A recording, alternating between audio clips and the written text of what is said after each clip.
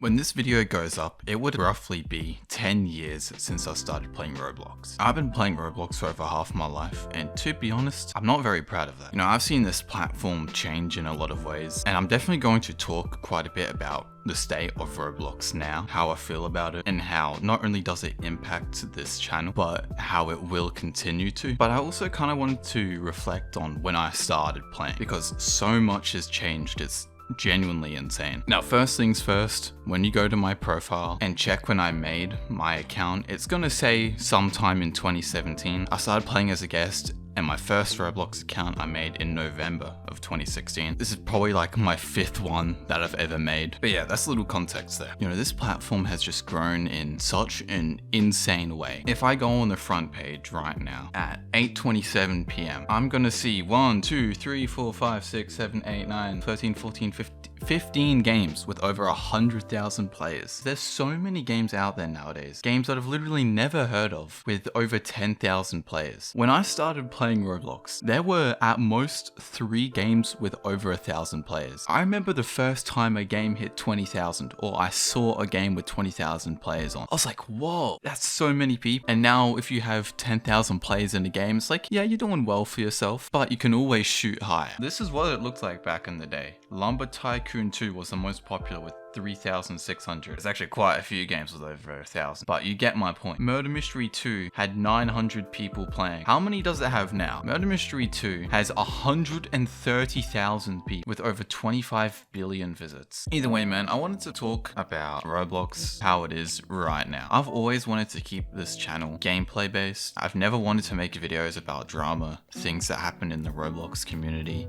things that Roblox is doing. I've always just wanted to stick to my lane. If I wanted to make a video on those things, last year and even this year, I guess, had been the greatest opportunities to do so, because so much has gone down on Roblox within the past year and a half. Let me just start by saying Roblox as a platform sucks. And I'm not necessarily talking about the company or how they run the show. That's a whole separate conversation. I'm talking about the games on Roblox itself. I mean, the truth is, I'm an adult playing Roblox. Wow, what a great mix. Either way, when I was younger, I was able to sit down on Roblox and play for hours at a time. I'm just at the point in my life where I'm unable to do that now. Not only have I just lost interest in gaming in general, but nothing about Roblox really appeals to me nowadays. I genuinely think that if it wasn't for me making these videos that I do, I probably wouldn't play Roblox. And the reason for this is just because the games on this platform just don't interest me. I'm not the target audience for this platform.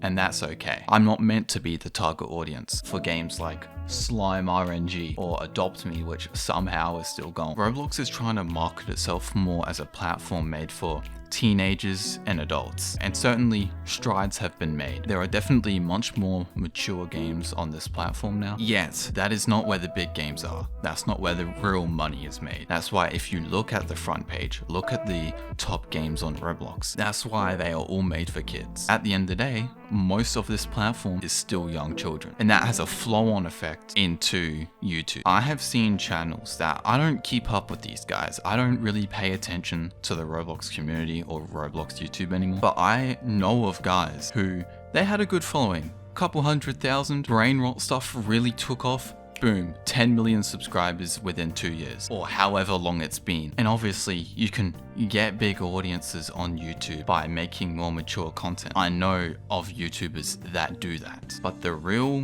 good growth comes in playing whatever is trending at the time. And here's the thing, I've obviously had opportunities, and I still can do it, to make videos on the front page games and just build an audience off of that. And one of the reasons why I'm not going to do it is because, as I mentioned earlier, I genuinely don't care for these games whatsoever. And I'm not somebody who can force myself to come across as really excited or energetic or like I'm passionate about something when I'm not. And why would you as a viewer want to watch someone do something that they're not really interested in, especially if it is something that you're interested in? But it loops back into that thing of, well, because I'm not really interested in this platform, it makes it hard for me to make videos. I struggle to find something that actually interests me, that I think that not only will I actually enjoy, but people out there will enjoy. But I also realize that that's just part of the territory, and that's okay. But in terms of Roblox as a company, I don't know what's been going on with this company, bro, but oh my goodness, are they doing some dumb stuff. Now, as I mentioned, I don't really keep up with the Roblox community, so a lot of the stuff that happens I usually find out late, but I don't know what they're doing with the whole facial recognition stuff. But I know that they're doing a thing where depending on your age range, you're going to be restricted to play certain games. This is what I'm talking about. What families need to know about Roblox's new age-based protections. So you got two different things, right? So you got regular Roblox, but you also have these younger ones, Roblox Kids and Roblox Select, which will basically put you in an age range, and it will basically limit what games you're able to play. If you're in between the age range, as it says here, of 5 to 8, then you're not able to play a game that is maybe for audiences of 13 plus. Now the problem is though, is that you have to do an age check, and the way that you do that is either a facial recognition thing or ID verification. If you think I'm going to be sending in my ID to play Roblox, you're insane. And if you don't submit your ID or your face, well, guess what? You just get put in the Roblox Kids thing. But hey, look though, got this cool blue background. That's pretty cool. Yeah, I have thought of using a game like a Madden or The Sims to try and see if I can get the facial recognition thing to work. That's just a bit too much effort, so I'm not trying that just yet, but maybe sometime I will. But for this video, I said that I'm gonna do a short Q&A. I've never done a Q&A before. This is the first time ever. All right, first question we got from Winter Leafy here. Why did you choose to become a Roblox YouTuber, even with the stigma that surrounds this side of YouTube? I assume that the stigma that you're talking about is in regards to Roblox or gaming YouTubers being pedophiles. At least to my knowledge, when I started making Roblox videos, that really wasn't a thing. You saw an uptick of that probably like 2021. I started making these videos in 2019, so that wasn't really consideration. Also, I was quite young anyway. The reason why I chose to become a Roblox YouTuber is I was running off of a really bad computer. I couldn't play any games outside of Roblox. I was able to play Fortnite for a bit until whatever season it was where they added that lagoon map. But I'm telling you, it was a genuine miracle that I was able to record videos. So short answer, it's the only game I was able to play, and I wanted to make gaming videos as well. We got Genki here. What's the origin of your name, The Ultimate Fish? And if you ever decide to in the future, would you go live? I've thought about going live, and I still might someday, but I definitely prefer making these videos here, because when I stutter or say something stupid,